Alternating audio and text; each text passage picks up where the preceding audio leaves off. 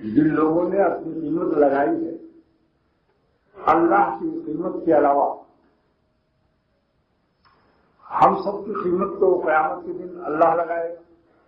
مگر بعض نادان ایسے ہیں جو اپنی قیمت غلام ہونے کے باوجود وہ خود لگائے بیٹھے ہوئے، بلکہ لگائے پڑے ہوئے، اور چند غلاموں کی سلام و دعا سے اور واہ واہ سے وہ واہی تباہی میں مبتلا ہو، جو لوگوں کی واہ واہ میں آتا ہے واہی تباہی میں مبتلا ہو جاتا ہے۔ ہمارے بزرگوں نے فرمایا کہ کسی کی واہ واہ مت سنو، اپنی آہ کو جاری رکھو، ہماری آہ کام آئے گی، کسی کی واہ واہ نہیں آئے گی۔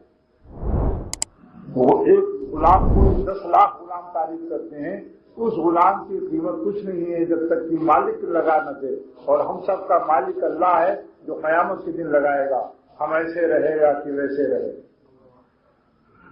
ہم ایسے رہے یا کہ ویسے رہے، وہاں دیکھنا ہے کہ کیسے رہے، ہم ایسے رہے یا کہ ویسے رہے، وہاں دیکھنا ہے کہ واہ۔ علامہ سید سلیمان ندوی کا شعر ہے، اللہ ان کو جزا خیر، تکبر کا علاج کر دیا۔ اب کوئی شخص اپنی وزارت عظمیٰ کی کرسی اور صدارت کی تخت و تاج سے اور اپنے